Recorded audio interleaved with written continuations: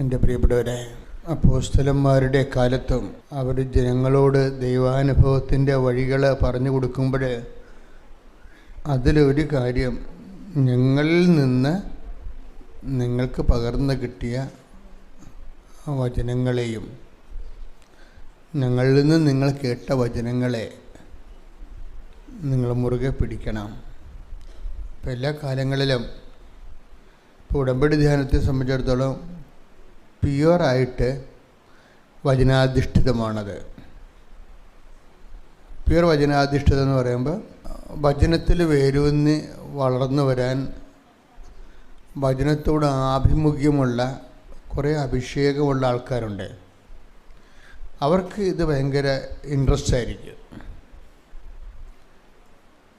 പിന്നെ കഥകളൊക്കെ കേട്ട് ചിരിച്ചും കോമഡി പറഞ്ഞുമൊക്കെ ഉള്ള പ്രസംഗങ്ങളുണ്ട്. അങ്ങനെ മാത്രം കേട്ട് വന്നിട്ടുള്ളവർക്ക് ഉടമ്പടി ധ്യാനം ചില സമയത്ത് ഉറങ്ങാൻ സാധ്യതയുണ്ട്. എൻ്റെ രീതി അതാണ്. എപ്പോഴും നമ്മൾ ശ്രദ്ധിക്കേണ്ട ഒരു കാര്യം, ഓരോ മണിക്കൂറും ഭയങ്കര വിലപ്പെട്ടതാണ്. ദൈവം നമുക്ക് ഈ ഭൂമിയിൽ തരുന്ന ഓരോ മണിക്കൂറും, ആ മണിക്കൂറുകളൊക്കെ എന്തുമാത്രം ദൈവത്തെ അറിയാനും ദൈവത്തെ അനുഭവിക്കാൻ വേണ്ടിയുള്ള ഒരു ത്വര. Whether you have taken the covenant or not, നിങ്ങൾ ഉടമ്പടി എടുത്തിട്ടുണ്ടോ അല്ലയോ അല്ല പ്രശ്നം. ഉടമ്പടി എടുത്താലും ഇല്ലെങ്കിലും ദൈവത്തെ അറിയണമെന്ന്, ദൈവത്തിനെ അറിഞ്ഞ് ദൈവത്തിൻ്റെ കൂടെ ജീവിതയാത്ര നടത്തണോ എന്നൊക്കെ നമുക്ക് ഒരു മനസ്സിലൊരു സ്നേഹം തോന്നണം. ഇപ്പം നമ്മൾ ചിലരൊക്കെ ചെയ്യണത് ദൈവത്തിനെ ഭയങ്കര ഇഷ്ടമാണ്, പക്ഷെ ഒരു കോൺസ്റ്റൻ്റ് ആയിട്ടുള്ള തുടർച്ച ഉദ്ദേശിക്കണില്ല. അവർക്കൊരു ഇഷ്യൂ ബേസ്ഡ് ആണ്. ഒരു ഇഷ്യൂ ഉണ്ടായി, ആ ഇഷ്യൂവിനെ നമുക്ക് തന്നെത്താൻ അത് കൈകാര്യം ചെയ്യാൻ പറ്റുന്നില്ലെങ്കിൽ അതിനൊരു സൂപ്പർ പവറിനെ കൂടി അവലംബിച്ച് ദൈവത്തിനെ ആ വിഷയം കൈകാര്യം ചെയ്ത് കഴിയുമ്പോൾ നമ്മൾ ദൈവത്തിനെ പതുക്കെ ന്യൂട്രലായിട്ട് മാറ്റും. അതാണ് നമുക്ക് സൗകര്യം. എന്നിട്ട് നമ്മൾ നമ്മളുടെ വഴികളിലൂടെ പോകും. അപ്പോൾ അങ്ങനെ വരുമ്പോൾ ഉള്ള പ്രശ്നം വെച്ച് കഴിഞ്ഞാൽ കളങ്കമായി പോകും. ദൈവമായിട്ടുള്ള റിലേഷൻസ് കളങ്കമാണ്. ഇപ്പം നിങ്ങളൊരു വിഷയമുണ്ടായി, ആ വിഷയത്തിന് നമ്മൾ എക്സ്ട്രാ എനർജി അതിൻ്റെ അകത്ത് ആവശ്യമുള്ളത് കൊണ്ട് നമ്മൾ ദൈവത്തിനെ പ്രത്യേക വിഷയമായിട്ട് ദൈവമായിട്ട് ഇടപെട്ട് ദൈവത്തിൻ്റെ പേരിൽ കുറച്ച് നാൾ ദൈവമായിട്ടങ്ങനെ ചില കാര്യങ്ങളൊക്കെ ചെയ്ത് ദൈവമായിട്ടൊരു ധാരണയിലെത്തി അങ്ങനെ ജീവിച്ചു പോകും. നമ്മളുടെ ആ ഒരു ഡിഫിക്കൽട്ട് ടൈം, ആ പ്രയാസമായ സമയം കഴിയുമ്പോൾ നമ്മൾ ദൈവത്തെ ന്യൂട്രലൈസ് ചെയ്തിട്ട് നമ്മുടെ വഴിക്ക് പോകും. ഇതിൻ്റെ അകത്തൊരു കളങ്കമുണ്ട്. ശരിക്കും കളങ്കം. ഇങ്ങനെ കളങ്കിതരായി കഴിഞ്ഞാൽ ദൈവം നമ്മളുടെ എല്ലാ പ്രാർത്ഥനകളെയും കളങ്കമായിട്ട് കാണത്തുള്ളൂ. എന്തിനാണ് നമ്മൾ ഈ ഉടമ്പടി ധ്യാനം എപ്പോഴും കൂടണതിൻ്റെ കാരണം? ഞാൻ കുറേ ഉടമ്പടി ധ്യാനം കൂടിയിട്ടുണ്ടെന്ന് പറഞ്ഞിട്ട് കാര്യമില്ല. ഓരോ ഉടമ്പടി ധ്യാനവും പ്രത്യേകം ദൈവമായിട്ടുള്ള ജീവിതത്തിൻ്റെ ഓരോരോ ഘട്ടങ്ങളെയാണ് പറയണത്. വളരെ അപൂർവം, ഒരിക്കലും അങ്ങനെ ഉടമ്പടി ധ്യാനം ഇപ്പോൾ 500 ഉടമ്പടി ധ്യാനം കഴിഞ്ഞിട്ടുണ്ട്. പക്ഷേ ഇത് തമ്മിൽ ചില കാര്യങ്ങൾക്കൊക്കെ ഒരു ബന്ധമുണ്ടെന്നല്ലാതെ സെയിം ഒരിക്കലും വരത്തില്ല. അതിൻ്റെ കാരണം ഉടമ്പടി ഒരു നമ്മളിങ്ങനെ നോട്ട് നോക്കിയിട്ട് പ്രിപ്പയർ ചെയ്യണ ഒരു ധ്യാനമല്ല.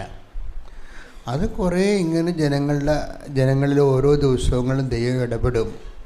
അപ്പം ഞാൻ നല്ലവണ്ണം നിരീക്ഷിക്കും. അത് ഓരോ മനുഷ്യരിൽ ദൈവം ഇടപെടുമ്പോൾ ഞാൻ വളരെ ശ്രദ്ധിക്കും അവരുടെ സാക്ഷ്യങ്ങൾ. ആ സാക്ഷ്യങ്ങൾ എങ്ങനെയാണ് ദൈവം ഇടപെട്ടതെന്ന് നോക്കും. എന്നിട്ട് പിന്നീട് എന്തുകൊണ്ടാണ് ആ വ്യക്തിയിൽ ദൈവം ഇടപെട്ടത്, എങ്ങനെയാണ് ദൈവം ഇടപെട്ടത്, എന്തുകൊണ്ട് ഇടപെട്ടു, ഇതെല്ലാം ഇങ്ങനെ നമ്മൾ നിരീക്ഷിക്കും. അപ്പോൾ ഉടമ്പടിയുടെ ഏത് കണ്ടൻ്റാണ് അവിടെ ഹൈലൈറ്റ് ആയിരുന്നത് അത് നോക്കൂ. എന്നിട്ട് അടുത്ത ധ്യാനം വരുമ്പോൾ നിങ്ങളുടെ ശ്രദ്ധയിൽ അത് പെടുത്തും. ഇന്ന കാര്യങ്ങൾ ഇന്ന സാക്ഷ്യങ്ങൾ സംഭവിച്ചിട്ടുണ്ട് ഈ ആഴ്ചയിൽ, അതിൽ ഇന്ന വിഷയങ്ങളാണ് ആ സാക്ഷ്യത്തിൽ സംഭവിച്ചത്. അത് അവർ ഇന്ന കാര്യങ്ങൾക്ക് പ്രാധാന്യം കൊടുത്തപ്പോഴാണ് അവർക്ക് അങ്ങനെ ഒരു സൊല്യൂഷൻ കിട്ടിയത്. അത് നമുക്ക് അനുവർത്തിക്കുന്നത് നല്ലതാണ് എന്ന് ഞാൻ ധ്യാനത്തിൽ നിങ്ങളോട് പറയും. അങ്ങനെ ഇപ്പോൾ വളരെ റിച്ചായിരിക്കുകയാണ് ഈ ഉടമ്പടി ലിറ്ററേച്ചർ, ഭയങ്കര റിച്ചായി. അല്ല പിന്നെ 500 ധ്യാനം എന്ന് പറയുമ്പോൾ ഒരു 5 പുസ്തകങ്ങൾ എഴുതാണ്ട, 10 പുസ്തകം എഴുതാനുള്ള വിജ്ഞാനം, ഉടമ്പടി പ്രബുദ്ധത വരാനുള്ള ഓൾറെഡി മാറ്റർ ഡെലിവർ ആയിട്ടുണ്ട്. ഈ ആഴ്ചയിൽ നമ്മൾ കണ്ട ഒരു സാക്ഷ്യം എന്ന് പറയണത് ഒരു രാജേഷിൻ്റെ സാക്ഷ്യമാണ്. രാജേഷിൻ്റെ സാക്ഷ്യത്തിൻ്റെ ഒരു പ്രത്യേകത, കർത്താവിൻ്റെ ഒരു പ്രബോധനത്തിൽ ഈശോ ഒരിക്കൽ പറഞ്ഞ്, നിങ്ങളൊരു ഗോപുരം പണിയാനൊക്കെ ആഗ്രഹിക്കുകയാണെങ്കിൽ ആദ്യം അതിൻ്റെ അടങ്കരം സം ടോട്ടലായിട്ടുള്ളത് നിങ്ങൾ എത്ര രൂപ ചിലവ് വരും ടോട്ടല് അത് നോക്കണം. എന്നിട്ട് നിങ്ങളുടെ കയ്യിൽ അതുണ്ടോ എന്ന് പരിശോധിക്കണം.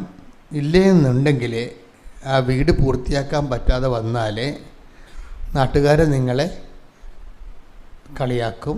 അങ്ങനെ ഒരു വചനം ബൈബിളിലുണ്ട്. അത് ലൂക്കായുടെ സുവിശേഷമാണ് 14:28-29. ഒന്ന് വായിച്ചേ. ഗോപുരം പണിയാൻ ഇച്ഛിക്കുമ്പോൾ, ഗോപുരം പണിയാൻ ഒന്ന് പറഞ്ഞേ. ഗോപുരം പണിയാൻ ഇച്ഛിക്കുമ്പോൾ അത് പൂർത്തിയാക്കാൻ വേണ്ട വക തനിക്കുണ്ടോ എന്ന് അതിന്റെ ചിലവ് ആദ്യമേ തന്നെ കണക്ക് കൂട്ടി നോക്കാത്തവൻ നിങ്ങളിൽ ആരുണ്ട്? അങ്ങനെ ചെയ്യുന്നില്ലെങ്കിൽ അടിത്തറ കെട്ടിക്കഴിഞ്ഞ് പണി മുഴുവനാക്കാൻ കഴിയാതെ വരുമ്പോൾ കാണുന്നവരെല്ലാം അവനെ ആക്ഷേപിക്കും. ഉടമ്പടി എടുത്തവർക്ക് ഒരു ആക്ഷേപം സാധ്യമായിട്ടും ചിലർക്ക് ഉണ്ടാകാൻ സാധ്യതയുണ്ട്. കാര്യം എന്തെങ്കിലും ഉടമ്പടി പൂർത്തിയാക്കാൻ പറ്റത്തില്ല. ചിലർക്ക് ഉടമ്പടി പൂർത്തിയാക്കാൻ പറ്റത്തില്ല. അവരെ ആദ്യത്തെ ആവേശത്തിന് കയറി കൊളുത്തിയതാണ്. പക്ഷെ അത് പൂർത്തിയാക്കാനുള്ള ആസ്തി അവിടെ കാണത്തില്ല. അത് പൂർത്തിയാക്കണമെങ്കിൽ ആസ്തി നമ്മൾക്ക് എന്തുമാത്രം ആസ്തി വേണമെന്നുള്ളതാണ് ഞാൻ ഇടയ്ക്ക് പറയണത്. ഈ രാജേഷിൻ്റെ സാക്ഷ്യം എന്ന് പറഞ്ഞാൽ ഇപ്പം ഇതിൽ പറയുന്ന രീതിയിലൊന്നും രാജേഷിനെ കൊള്ളിക്കാൻ പറ്റത്തില്ല. ഇപ്പം ഈശോ എന്താ പറയണത്? നിങ്ങൾ സ്റ്റാർട്ട് ചെയ്യാൻ ഉദ്ദേശിക്കുന്നുണ്ടെങ്കിൽ, ബിൽഡ് ചെയ്യാൻ ഉദ്ദേശിക്കുന്നുണ്ടെങ്കിൽ, ദൈവമായിട്ടായാലും ഒരു ബിൽഡപ്പ്, ദൈവമായിട്ടാണെങ്കിൽ ഒരു റിലേഷൻ ബിൽഡപ്പ് ചെയ്യാൻ ഉദ്ദേശിക്കുന്നുണ്ടെങ്കിൽ നിങ്ങൾക്ക് അതിനുള്ള ആസ്തി ഉണ്ടോയെന്ന് ആദ്യം നോക്കണം. ഇല്ലെങ്കിൽ ആ പണിക്ക് അതാണ് അതിൻ്റെ അർത്ഥം, അല്ലേ? നമുക്ക് ദൈവമായിട്ടൊരു റിലേഷൻ ബിൽഡപ്പ് ചെയ്യാൻ, ഒരു ബന്ധം ഉണ്ടാക്കാൻ തന്നെ നോക്കുകയാണെങ്കിൽ, അങ്ങനെ ഒരു ബന്ധം ഉണ്ടാക്കാനുള്ള ഇൻഫ്രാസ്ട്രക്ചർ, ഭൗതികമായ സാഹചര്യം നമുക്കുണ്ടോ, അല്ലെങ്കിൽ ആധ്യാത്മിക സാഹചര്യം നമുക്കുണ്ടോ എന്ന് നമ്മൾ തന്നെ, ചിലർ ഇങ്ങനെ എടുത്താൽ പൂർത്തിയാക്കാൻ പറ്റുമോ, പത്രം കൊടുക്കാൻ പറ്റുമോ, എല്ലാപ്പോഴും ഇങ്ങനെ അനാഥാലയത്തിൽ പോയി ഭക്ഷണം കൊടുക്കാൻ പറ്റുമോ, ഇങ്ങനെ കുറേ പറ്റുമോ എന്നൊക്കെ ചോദിച്ച് നിങ്ങൾ തന്നെ കുറേ ദിവസം എന്നിട്ട് പറ്റും എന്നൊക്കെ പറഞ്ഞ് അവസാനം പറ്റിച്ചാണ് ഇവിടെ വന്നിരിക്കുന്നത്, ഇല്ലേ? കുറേ കാര്യം അങ്ങോട്ടിട്ട് മനസ്സിലിട്ട് പേറ്റിയും ഒക്കെ എടുത്തിട്ട് അവസാനം ചെയ്യാം എന്നും പറഞ്ഞാണ് വന്നിരിക്കുന്നത് നിങ്ങൾ. അപ്പം അങ്ങനെ വരുമ്പോൾ തന്നെ നമ്മൾ ശ്രദ്ധിക്കേണ്ട ചില കാര്യങ്ങൾ വെച്ചാൽ, ഇപ്പോൾ ഈശോ പറയുന്ന അനുസരിച്ചാണെങ്കിൽ ആസ്തി ഇല്ലെങ്കിൽ ഇത് ചെയ്യരുതെന്നുള്ളതാണ് ഈശോയുടെ ഐഡിയ. ആസ്തി ഇല്ലെങ്കിൽ ഇപ്പോൾ ഈശോ ഈ പുനരുത്ഥാനത്തിൻ്റെ ആർഭാടങ്ങളെന്നും പറഞ്ഞൊരു സംഭവം, പുനരുത്ഥാനത്തിൻ്റെ ആർഭാടങ്ങൾ. പുനരുത്ഥാനം എന്ന് പറയുമ്പോൾ ഈശോ പുനരുത്ഥാനം ചെയ്ത് കഴിയുമ്പോൾ പണ്ട് എഴുതി വച്ചിരുന്നതൊക്കെ പല അളവ് പാത്രങ്ങളും കൊള്ളാതെ വരും. ഇപ്പം നമുക്ക് ഈ വീടുകളിൽ റേഷൻ കടയിൽ പോയിട്ട്, ഞാൻ പണ്ട് റേഷൻ കടയിൽ പോയിട്ടുള്ള ആളാണ്. എത്രയോ വർഷം 5ാം ക്ലാസ് 10ാം ക്ലാസ് റേഷൻ കടയിൽ പോകും. ഈ റേഷൻ കടയിൽ പോയാൽ അമ്മച്ചിക്കൊരു പരിപാടിയുണ്ട്. അമ്മച്ചിക്കൊരു നാഴിയുണ്ട്, അന്നത്തെ നിക്കലിൻ്റെ തകരത്തിൻ്റെ ഒരു നാഴിയുണ്ട്. അവിടുന്ന് അരി വാങ്ങിച്ചുകൊണ്ട് വന്നാലും അമ്മച്ചി രണ്ടാമത് അളന്ന് നോക്കും. അത് അന്നത്തെ കാലത്തെ ആൾക്കാരുടെ രീതിയാണത്. ഇപ്പോഴും അങ്ങനെ ചെയ്യുമോയെന്ന് എനിക്കറിയത്തില്ല. അന്ന് ആൾക്കാർ കടയിൽ നിന്ന് സാധനം വാങ്ങിച്ചാലും വീട്ടിൽ കൊണ്ടുവന്നതെല്ലാം നോക്കും, ആ കത്തിന് സാധനം കിട്ടിയേ ഇല്ലെന്ന് നോക്കും.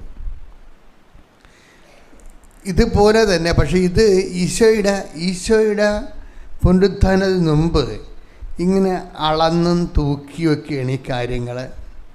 നമുക്ക് ദൈവത്തിൽ നിന്നൊക്കെ ഒരു അനുഗ്രഹം കിട്ടണത് ഇതുപോലെ നിങ്ങൾ അളന്നാണ് കിട്ടണമെന്നാണ് ഈശോ പറയണത്. അളന്ന്. പുനരുദ്ധാനത്തിൻ്റെ ആർഭാടം എന്ന് പറയണത് അളക്കാതെ കിട്ടണതിന് നമുക്ക് അളക്കാൻ പറ്റത്തില്ല. കാര്യം ഓൾറെഡി ഈശോ എല്ലാത്തിനും പേയ്മെൻറ്റ് നടത്തി, എല്ലാ പാപങ്ങൾക്കും പരിഹാരം ചെയ്ത് കഴിഞ്ഞു. അതാണ് പുനരുദ്ധാനത്തിൻ്റെ ഏറ്റവും വലിയ അനുഗ്രഹം എന്ന് പറയുന്നത്.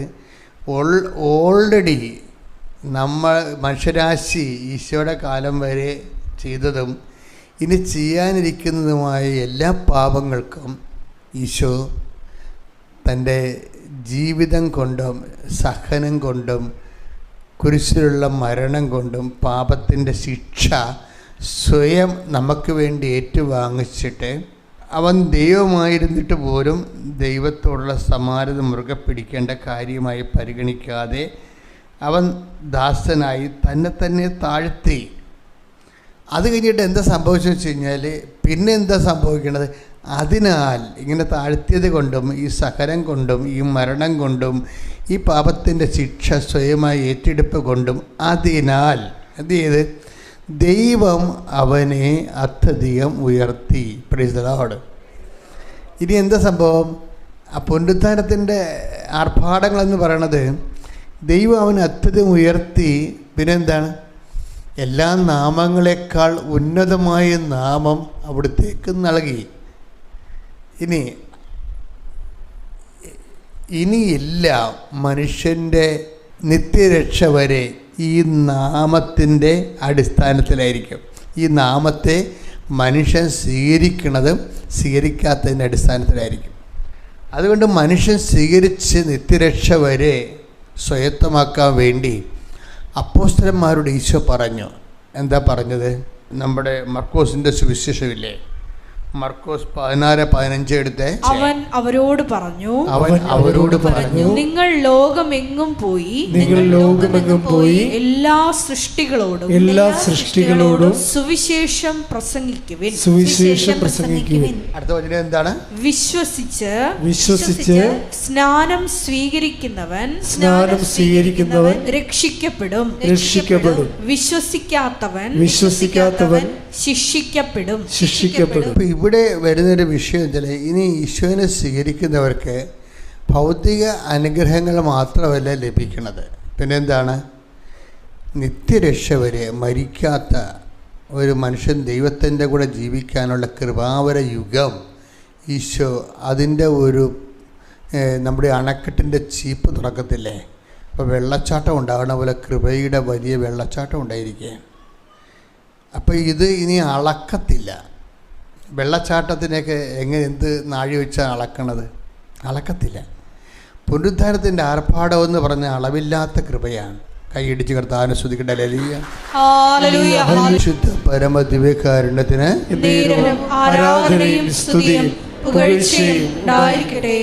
ഉടമ്പടി ദൈവത്തെ അളവില്ലാതെ സ്നേഹിക്കാൻ നമുക്ക് കിട്ടിയിരിക്കുന്ന അവസരമാണ്.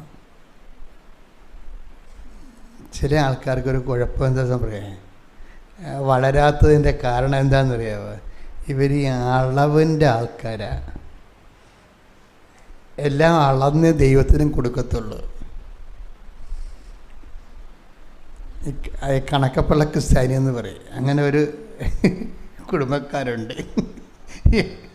വിശ്വാസികളുടെ കൂട്ടത്തിൽ അങ്ങനെ ഒരു കുടുംബക്കാരുണ്ട്, കണക്കപ്പള്ള ക്രിസ്ത്യാനി എന്ന് പറയും. എന്താ വെച്ചാൽ ഇപ്പം നോൻപ് കാലം കഴിഞ്ഞ് അല്ലേ, ഇപ്പം നമ്മൾ പള്ളിയിൽ പോയി സന്ധ്യക്ക് വീട്ടിൽ കയറി വന്ന്, അപ്പോൾ അവരെന്താ പറയണേ? ഇനി കുടുംബ പ്രാർത്ഥന ഇല്ലെങ്കിലും ആയി. എന്താ, പള്ളിക്കുരിശിൻ്റെ വഴി ഉണ്ടായിരുന്നു. പള്ളി നടത്തിയ കുരിശിൻ്റെ വഴി കൂടിയ കാരണം കുടുംബ പ്രാർത്ഥന തട്ടിക്കഴിച്ചിരിക്കുകയാണ് എൻ്റെ അത് കണക്കപ്പള്ള ക്രിസ്ത്യാനി എന്ന് പറയുന്നത്. ശരിയാണ് ഈ സംഭവം. അപ്പോഴെന്താ വിഷയം എന്ന് പറയണത്, നീ വിശ്വാസം കൈമാറുന്നില്ല. അവിടെ രണ്ടെണ്ണം മകനും അപ്പനും കിടപ്പുണ്ടേ അവിടെ, അവരിനെ റീൽസും കണ്ടുകൊണ്ടിരിക്കുകയാണ്. നീ കുരിശിൻ്റെ വഴിയും കഴിഞ്ഞ് വരുമ്പോഴേ അവർക്ക് കുടുംബ പ്രാർത്ഥന കൂടാനുള്ള ഒരവസരം കൂടി ഈ കുരിശിൻ്റെ വഴി കൂട്ടിയ കണക്കപ്പള്ള ക്രിസ്ത്യാനി അതിൻ്റെ വാതിലടച്ച് കളയും. അപ്പം നിങ്ങൾ അളന്നാണ് ദൈവത്തിന് കൊടുക്കണത്. അളന്ന് കൊടുക്കണ ആളായിട്ട് ബ്രാൻഡ് ചെയ്യപ്പെട്ടാൽ ഈ വലയിലകപ്പെട്ട പാമ്പിനെ മൂർഖനാണെങ്കിലും വലയിലകപ്പെട്ടത് തന്നെയാണ്. അതാണ് വിഷയം.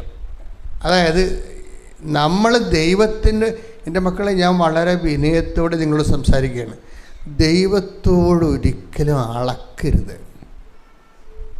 ഇപ്പം ഞാൻ പള്ളി കുരിശിൻ്റെ വഴി നടത്തിയതല്ലേ, അപ്പോൾ ഇന്ന് കുടുംബ പ്രാർത്ഥന ഇപ്പോൾ ഇതില്ല ചെല്ലിയില്ലെങ്കിലും കുഴപ്പമില്ല. കുരിശിൻ്റെ വഴിക്ക് കിട്ടിയ കൃപ കൊണ്ട് കുടുംബ പ്രാർത്ഥന തട്ടിക്കഴിക്കും.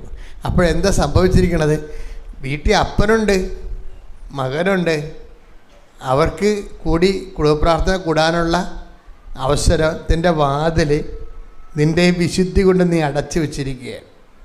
ഇതാണ് കണക്കപ്പള്ള ക്രിസ്ത്യാനിയാണ്. ഇനി നീയാണ് ഇപ്പോൾ ദൈവദൃസന്നിധിയെ വന്നിട്ട് എൻ്റെ കർത്താവേ മകൻ്റെ വിസ ഒന്ന് പുതുക്കി തന്നെയെന്ന് പറയുമ്പോൾ നിൻ്റെ പേര് എലിസബത്താണെന്ന് വിചാരിച്ചു. അപ്പം നിൻ്റെ പ്രശ്നം എന്താ വെച്ചിരിക്കണത്, വിസ മകന് പുതുക്കി തന്നില്ലെങ്കിൽ അവൻ നേരെ ഇങ്ങോട്ട് പോരും. 30 ലക്ഷം മുടക്കിയാണ് അവനെ വിട്ടിരിക്കുന്നത്.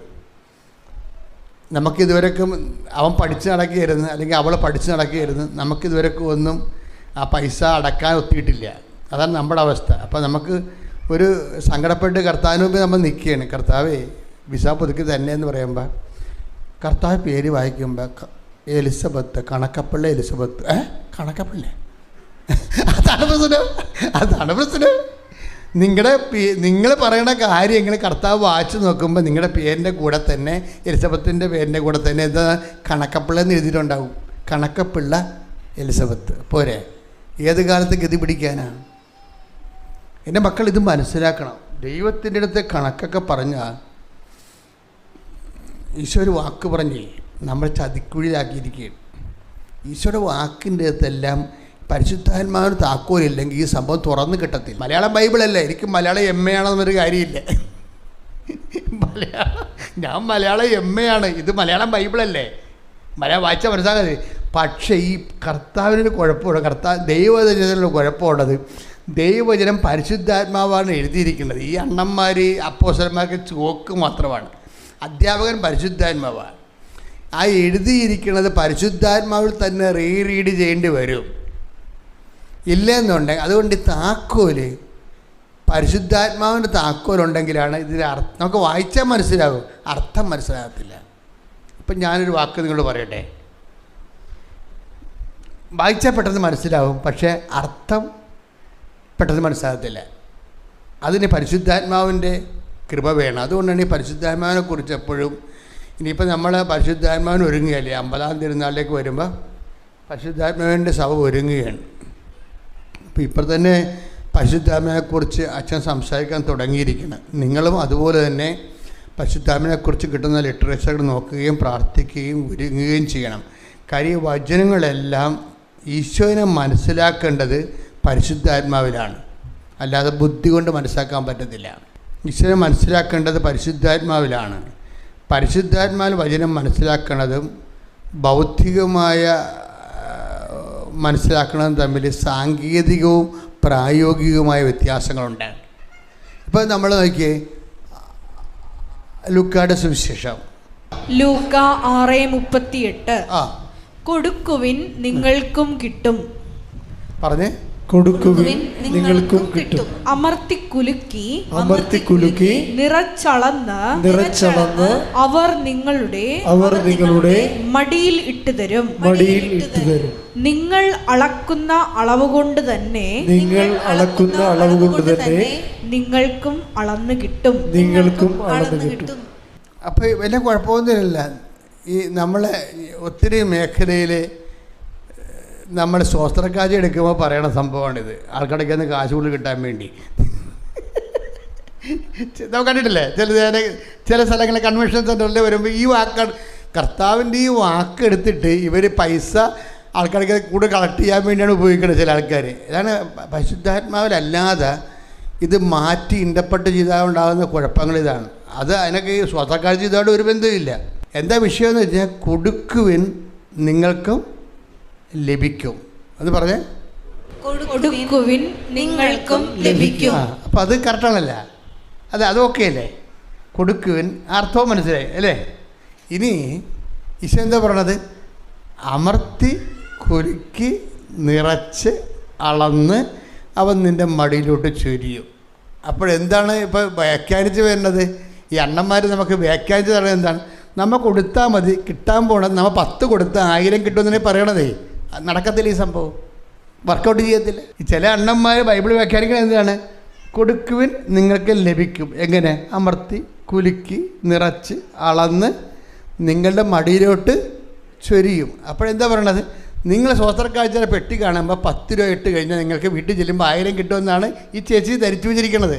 ഇത് വർക്കൗട്ട് ചെയ്യത്തില്ല. എന്താ വർക്ക് ചെയ്യാത്തതിൻ്റെ കാരണം അവസാനം ഈശോ പറഞ്ഞിട്ടുണ്ട്. എന്താണ്? നിങ്ങൾ അളക്കുന്ന അളവുകോല് കൊണ്ട് തന്നെ നിങ്ങൾക്ക് അളന്ന് കിട്ടും. അപ്പോഴെന്താ സംഭവം? കൊടുക്കുന്ന ആ കൊടുക്കുന്ന അനുപാതം അനുസരിച്ചായിരിക്കും നിങ്ങൾക്ക് അളന്ന് കിട്ടണമെന്നാണ് ഈ പറയണത്. നിങ്ങൾക്ക് ധാരാളമായിട്ട് അളന്ന് കിട്ടണമെന്നുണ്ടെങ്കിൽ നിങ്ങൾ ധാരാളമായിട്ട് കൊടുക്കേണ്ടി വരുമെന്ന വിഷയം. അല്ല 10 രൂപ ഇട്ടിട്ട് 50 രൂപ അടിച്ചു മാറ്റാൻ കർത്താവ് ഷോടതിക്ക് വന്നതല്ല ഇവിടെ. മനസ്സിലായില്ലേ? നടക്കത്തില്ല. കൊടുക്കുവിൻ നിങ്ങൾക്ക് ലഭിക്കുമെന്ന് വെച്ച് കഴിഞ്ഞാൽ നമ്മളെ ഇതിനകത്ത് വരുന്നൊരു വിഷയം ഈ നിഷ്കളങ്കത വെച്ചാൽ നമ്മുടെ ഭാഗത്തുനിന്ന് എന്തെങ്കിലും ഒരു ചവിട്ടിപ്പിടുത്തം ഇല്ലാത്ത രീതിയിൽ കർത്താവുമായിട്ട് എല്ലാ ഡീലിങ്സും നിഷ്കളങ്കമായിരിക്കണം. ഉടമ്പടിയിൽ ഇങ്ങനെ പൊട്ടിത്തെറിച്ച് കത്താനുള്ള ഏറ്റവും വലിയ മാർഗം ഡീലിങ്സ് നിഷ്കളങ്കമാക്കിയാൽ മതി, കളങ്കരഹിതമാകണം. ഇപ്പം നിങ്ങളിങ്ങനെ ഒരു 3 തിരി കത്തിച്ചു അല്ലെങ്കിൽ 10 പത്രം കൊടുത്തു, അതുകൊണ്ട് എനിക്ക് മകൻ്റെ വിസ പുതുക്കി കിട്ടണമെന്നുള്ള ഒരു സൊല്യൂഷൻ ഫോർമുല ഉടമ്പടി ഇല്ല. ചിലർ അങ്ങനെയാണ് അത് ചെയ്യണത്. ഉടമ്പടി അങ്ങനെ ഒരു ഫോർമുല ഇല്ല. ഉടമ്പടിയിൽ ദൈവമായിട്ട് ഡീസൻറ്റ് ഡീൽ ചെയ്യാൻ പറ്റുന്ന ബിബ്ലിക്കൽ ഫോർമുലയാണ് ഉടമ്പടി. ആ ഉടമ്പടിയിലേക്ക് നിങ്ങൾ എത്തിച്ചിരിക്കുകയാണ്. ആ ദൈവമായിട്ടൊരു മനുഷ്യൻ്റെ ദൈവം ഡീലിന് ആഗ്രഹിക്കുന്ന ആളാണ്. ഡീൽ വെച്ച് കഴിഞ്ഞാൽ ചുമ്മാ ഒരാൾ പ്രാർത്ഥിക്കുക എന്നല്ല, മറിച്ച് ഉത്തരവാദിത്വമുള്ള ഒരു പരസ്പര ബന്ധം ദൈവം ആഗ്രഹിക്കുന്നുണ്ട്, ഉത്തരവാദിത്വമുള്ള. അല്ലാതെ നമ്മൾ പ്രാർത്ഥിച്ചു, നമ്മളെന്തെങ്കിലും കിട്ടി, നമ്മൾ നമ്മുടെ വഴിക്ക് പോയി, ദൈവം ദൈവത്തിൻ്റെ വഴിക്ക് പോയി, അങ്ങനെ റിലേഷൻ ദൈവം ഉദ്ദേശിക്കണില്ല. മറിച്ച് ഒരു മാറ്റമില്ലാത്ത ഉടമ്പടി റിലേഷൻ എന്ന് പറയുമ്പോൾ അതിനകത്ത് ബ്രേക്കില്ല, ഗ്യാപ്പില്ല. അങ്ങനെ ബ്രേക്കിംഗ് ഗ്യാപ്പും ഇല്ല. ദൈവമായിട്ട് ഇടപെട്ട് പോകാൻ ആഗ്രഹിക്കുന്നവർക്കാണ് ഉടമ്പടി ഒരു അവസരമാകുന്നത്. അച്ഛൻ പറഞ്ഞാൽ മനസ്സിലായില്ലേ? ബ്രേക്കിംഗ് ഗ്യാപ്പും ഇല്ലാതെ ദൈവമായിട്ട്. ഇപ്പം ഞാനൊക്കെ പണ്ട് ആഗ്രഹിച്ചിട്ടുണ്ട്, കർത്താവേ എപ്പോഴും കർത്താവുമായിട്ട് ജീവിക്കും. ഇപ്പം നിങ്ങളുമൊക്കെ, എൻ്റെ കാര്യം പോട്ടെ, നിങ്ങളുമൊക്കെ ധ്യാനം കൂടി നല്ല അപേക്ഷിക്കാൻ വരുമ്പോൾ നിങ്ങൾ വിചാരിക്കത്തില്ലേ, ഓ ഇനി നരകം പിടിച്ച വീട്ടിൽ ചെന്നാൽ ഇതൊക്കെ പോകുമെന്ന്? ഇല്ല, അത് ശരിയാണ്. ആ പണ്ടാരം പിടിച്ച നാത്തൂനെ കാണുമ്പോൾ തന്നെ എൻ്റെ അഭിഷേകം മൊത്തം പോകുമെന്ന് പറയും. അങ്ങനെ പോണ അഭിഷേകമാണെങ്കിൽ അത് അഭിഷേകം അല്ലല്ലോ. അപ്പം നിങ്ങളും ആഗ്രഹിച്ചവരുള്ളതാണ് ഇത്. പത്രോസിൻ്റെ കാലം മുതലുള്ള ഒരു ആധ്യാത്മികമായ അഭിനിവേശമാണ്. എന്താണ്? ഗുരു, നമ്മൾ ഇവിടെ ആയിരിക്കണത് നല്ലതാണ്. ഞങ്ങൾ 3 കൂടാരങ്ങൾ ഉണ്ടാക്കാം, ഒന്ന് അങ്ങയ്ക്ക്, ഒന്ന് മോശയ്ക്ക്. Take the word of God. ശ്രദ്ധിക്കട്ടെ. ഹല്ലേലൂയ, ഹല്ലേലൂയ, ഹല്ലേലൂയ, ഹല്ലേലൂയ. യേശുവേ നന്ദി. ഹല്ലേലൂയ, ഹല്ലേലൂയ, ഹല്ലേലൂയ, ഹല്ലേലൂയ, ഹല്ലേലൂയ. യേശുവേ ആരാധന, ആരാധന, ആരാധന. യേശുവേ നന്ദി, മഹത്വം. ഹല്ലേലൂയ, ഹല്ലേലൂയ. മർക്കോസ് 9:5. മർക്കോസ് 9:5. അപ്പോൾ പത്രോസ് യേശുവിനോട് പറഞ്ഞു, ഗുരു, നാം ഇവിടെ ആയിരിക്കുന്നത് നല്ലതാണ്. ഞങ്ങൾ 3 കൂടാരങ്ങൾ ഉണ്ടാക്കാം. ഒന്ന് നിനക്ക്, ഒന്ന് മോശയ്ക്ക്, ഒന്ന് ഏലിയായ്ക്ക്. അപ്പൊ മനുഷ്യൻ്റെ ഒരു ദൈവത്തിനെ അടുത്ത് അനുഭവിച്ചു കഴിഞ്ഞാൽ ഓട്ടോമാറ്റിക്കായിട്ട് മനുഷ്യന് ഉണ്ടാകുന്ന ആദ്യത്തെ അഭിവാഞ്ചയാണ് എന്താണ്? ഞങ്ങൾ ഈ സ്ഥലം ഇനി വിട്ടുപോകാതിരുന്നെങ്കിൽ, എപ്പോഴും കർത്താവിൻ്റെ ഈ അനുഭവം നമുക്ക് കിട്ടിയിരുന്നെങ്കിൽ. ഇത് മനുഷ്യൻ്റെ അടിസ്ഥാന അഭിവാഞ്ചയാണ്. നിങ്ങൾക്കൊക്കെ ഇത് പലപ്പോഴും തോന്നിയിട്ടുണ്ട്, ദൈവമേ വിട്ടുപോകാതിരുന്നെങ്കിലെന്ന്, ഈ അരൂപി നഷ്ടപ്പെടാതിരുന്നെങ്കിൽ. എൻ്റെ മക്കളെ, ഞാനും ഇങ്ങനെ ആഗ്രഹിച്ചിട്ടുണ്ട്. പക്ഷേ നമുക്കെല്ലാവർക്കും കൂടി ദൈവം തന്നിരിക്കുന്ന ഒരു ഉപാധിയാണ്. എന്താണ്? അതിനു വേണ്ടിയാണ് ഈ ഉടമ്പടി ഉള്ളത്. ഉടമ്പടിയിലുള്ള വിഷയം എന്ന് പറഞ്ഞു കഴിഞ്ഞാൽ നമുക്കതിൻ്റെ വാഗ്ദാനമുണ്ട്. ഉടമ്പടിയിലായിരിക്കുന്ന വ്യക്തിയുടെ കൂടെ ദൈവം ഉണ്ടായിരിക്കും. എൻ്റെ മക്കളെ, നിങ്ങൾ ഉടമ്പടിയിലാകണമെന്നൊന്നുമില്ല. ആത്മാർത്ഥമായിട്ട് ഉടമ്പടി ചെയ്യണമെന്ന് വിചാരിച്ചാൽ മതി. അപ്പോൾ തന്നെ ദൈവം കൂടെ വരും. ഉടമ്പടിയുടെ ഒരു വിഷയം അതാ. നിങ്ങൾ ഉടമ്പടി ആകണമെന്നില്ല. നിങ്ങൾ ഉടമ്പടി എടുത്തിട്ടില്ലെന്ന് വിചാരിച്ചോ, പക്ഷേ എങ്ങനെയെങ്കിലും എൻ്റെ ദൈവമായിട്ട് എനിക്കൊന്ന് ജീവിക്കണം. അതിന് പറ്റിയ നടപടിയാണ് ഉടമ്പടി. അതുകൊണ്ട് ദൈവമേ, ഈ ഉടമ്പടി എന്നെ എടുക്കാനും അത് നന്നായി നടത്താനും എന്നെ അനുഗ്രഹിക്കണമേ, എൻ്റെ പോരായ്മകളെല്ലാം പരിഹരിക്കണമേ, എനിക്ക് ചെയ്ത് പൂർത്തിയാക്കാൻ കഴിയണമേ എന്നൊക്കെ ഒന്ന് ആത്മാർത്ഥമായിട്ട് ആഗ്രഹിച്ചാൽ തന്നെ ദൈവം കൂടെ വരും. അതെന്താ കാര്യം എന്നറിയാമോ? ഈ രാജേഷിൻ്റെ സാക്ഷ്യം കേട്ടാക്കും മനസ്സിലാവും. രാജേഷ് വൈഫ് ഉടമ്പടി എടുത്തതാണ്. അപ്പോൾ അവരുടെ പ്രശ്നമെന്ന് പറയണത് അവർ 0- ഈ ആൾക്കാർ. ഇയാൾ ഭയങ്കര കുടിയാണ്. സന്ധ്യ ആകുമ്പോൾ കുടിക്കാൻ ഫുള്ളൊക്കെ ഇടുക. പുള്ളി പറയുന്നുണ്ട്, ഒരു ഫുള്ളൊക്കെ എടുത്താൽ എനിക്ക് ഒന്നും ആകത്തില്ല, ഞാൻ പിന്നെയും കുടിച്ചുകൊണ്ടിരിക്കുമെന്ന്. വഴക്കും അടിയൊന്നുമില്ല, കുടി മാത്രമേ ഉള്ളൂ. വീട്ടുകാരെ ഉപദ്രവിക്കത്തൊന്നുമില്ല, വന്ന് മയങ്ങി അവിടെ ഇരിക്കുമെന്നേ ഉള്ളൂ. പിന്നെ ആളെ തളർന്ന് കിടന്ന് ഉറങ്ങുകയും ചെയ്യും. അതായത് ഒരു ഫുള്ളെന്ന് എനിക്കറിയാൻ പാടില്ല എൻ്റെ കണക്ക്. പുള്ളി ഇവിടെ പറഞ്ഞതാ, അത്രയും കഴിച്ചാൽ അയാൾക്കൊന്നും ഏക്കത്തില്ലെന്നാണ് പറയണം. അപ്പോൾ അയാൾ ഒരു ദിവസം പറഞ്ഞ്, അപ്പോൾ കടമായി, കടപ്പടിയായി, വീട് വാടകയ്ക്ക് താമസിക്കുകയാണ്, 2 മക്കളും വലുതായ പിന്നെ ജീവിതം തീർന്ന് ആരോഗ്യം പോയ കണ്ടീഷനായി. അപ്പോൾ അയാളുടെ ഭാര്യ വന്ന് ഉടമ്പെടുത്തപ്പോൾ ഒരു ദിവസം ഞങ്ങൾക്കൊരു പേടി വന്നു, ഇടി ഞാനും ഉടമ്പെടുക്കാൻ പറ്റുമെന്ന് പറഞ്ഞു. അപ്പം തന്നെ മകളും ഭാര്യയും കൂടി അയാളുടെ കഴുത്തേക്കാൽ കുത്തിപ്പിടിച്ച്. സ്നേഹത്തിലാണ്. എന്താ ഞാൻ ഉടമ്പെടുക്കരുത്, വെറുതെ ഉടമ്പടി എൻ്റെ വഴിക്ക് പോട്ടെ, വെറുതെ ഉടമ്പടി എടുത്ത് നശിക്കേണ്ട കാര്യം നടക്കത്തില്ല. അതുകൊണ്ടാണ് നടക്കത്തില്ല. അവരെടുക്കാൻ സമ്മതിച്ചില്ല പുള്ളിക്കാരനെ. പക്ഷെ മനസ്സിൽ പറയുന്നുണ്ട്, എനിക്കിരുന്ന് രക്ഷപ്പെടണം, എനിക്കിതിരുന്ന് എൻ്റെ മക്കളും ഭാര്യയും എനിക്ക് നോക്കണം, എനിക്ക് രക്ഷപ്പെടണം, എൻ്റെ കടങ്ങളെ പരിഹരിക്കണം, സമാധാനമുള്ള വീട്ടിൽ ഞങ്ങൾക്ക് ജീവിക്കണമെന്ന് മനസ്സ്. പക്ഷേ രക്ഷയില്ല.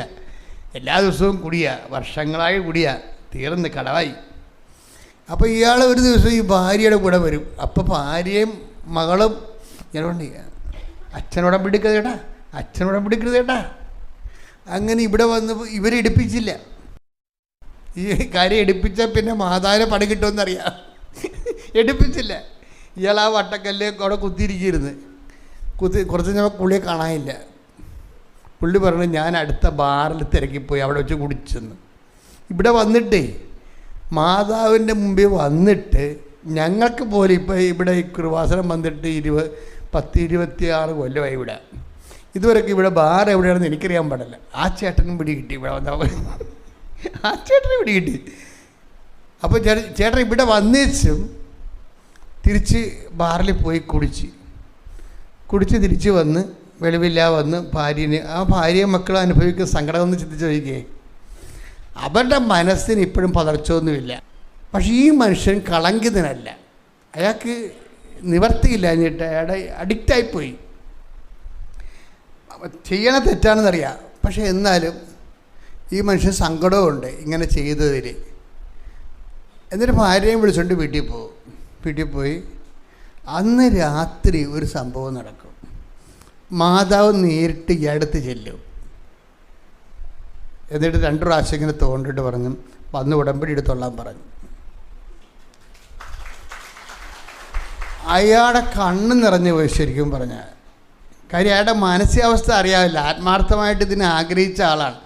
പക്ഷെ പുള്ളിയുടെ ഒരു ഇത് ഈ കുടിക്കണ ഒരു നെർവസ് സിസ്റ്റം ആയതുകൊണ്ട് പുള്ളിക്ക് പറ്റണില്ല. അപ്പോൾ അമ്മ അതാ സത്യാവസ്ഥ. അപ്പം കളങ്കിതനല്ല ആൾ, കളങ്കമില്ല, നിവർത്തിയില്ലാതെ ഇങ്ങനെ അവസ്ഥ വന്നതാണ്. അപ്പം അമ്മ അത് മനസ്സിലാക്കിയിട്ട് പോയി വിളിച്ചുകൊണ്ട് വന്ന് വീട്ടിൽ നിന്ന്. ആ പിറ്റേ ദിവസം അയാൾ വന്ന് ഒറ്റയ്ക്ക് വന്ന് ഉടമ്പടി എടുത്ത്. അയാൾ പറയാണ്, അമ്മ എന്നെ വിളിച്ചു, എന്നിട്ട് ഞാൻ അന്ന് വന്ന് ഉടമ്പടി എടുത്തു. ഞാൻ പിന്നെ 2 കൊല്ലമായിട്ട് ഇപ്പം അമ്മയുടെ കൂടെ മാത്രം ജീവിക്കുകയാണ്. ഇന്ന് വരെ ഞാൻ മദ്യപിച്ചിട്ടില്ല. ഹല്ലേലൂയ. നമ്മൾ ആ സാക്ഷ്യങ്ങൾ കേൾക്കുമ്പോഴേ ഒരു മനുഷ്യർ എങ്ങനെയാണ്. അപ്പം എൻ്റെ മക്കളെ, നമ്മളൊരു കളങ്കിതനല്ലെങ്കിൽ ഉടമ്പടി പെട്ടെന്ന് കത്തും. എന്താണ് ദൈവത്തിനൊരു പ്രശ്നം, ഈ കാഴ്ചയാണെങ്കിലും കളങ്കം ഉണ്ടെങ്കിൽ പണി അത് റിജക്റ്റാവും. ഇത് കായേൻ്റെ കാലം മുതൽ ഇങ്ങനെയാണ്. നമ്മളിപ്പോൾ നിങ്ങൾ ഉപവസിക്കുന്നുണ്ട് ഇല്ലേ? ഉപവസിക്കുന്നുണ്ട്, നിങ്ങൾ പത്രം കൊടുക്കുന്നുണ്ട്. ആരാണ് ഇതൊന്നും ചെയ്യാത്തത്? എല്ലാവരും ചെയ്യുന്നുണ്ട്. പക്ഷേ എവിടെയൊക്കെ കളങ്കം കിടക്കുന്നുണ്ട്, അത് നോക്കണം ഏതാണെന്ന്. നിങ്ങളുടെ കളങ്കം കിടക്കുന്നുണ്ട്. കളങ്കം കിടന്ന് ഇപ്പം ഞാനൊരു വചനം വായിക്കാം നിങ്ങളോട്. 22:21 ലേവ്യ പുസ്തകം. സ്തുതിക്കട്ടെ. ഹല്ലേലൂയ, ഹല്ലേലൂയ, ഹല്ലേലൂയ, ഹല്ലേലൂയ. യേശുവേ നന്ദി. ഹല്ലേലൂയ. ലേവ്യർ 22:21. ആരെങ്കിലും കർത്താവിന് നേർച്ചയും സ്വാഭീഷ്ട കാഴ്ചയും സമാധാന ബലിയായി അർപ്പിക്കുമ്പോൾ അത് സ്വീകാര്യമാകണമെങ്കിൽ കാലിക്കൂട്ടത്തിലോ ആട്ടിൻകൂട്ടത്തിലോ നിന്നെടുത്ത ഊനമറ്റ മൃഗത്തെ കാഴ്ചവെക്കണം. അതിന് ഒരു ന്യൂനതയും ഉണ്ടായിരിക്കരുത്. ഇത് ഒരു സ്റ്റാൻഡേർഡ് ഓഫ് റെഫറൻസ് ആണ്. ഉടമ്പടിയുടെ സ്റ്റാൻഡേർഡ് ഓഫ് റെഫറൻസ് ആണ്.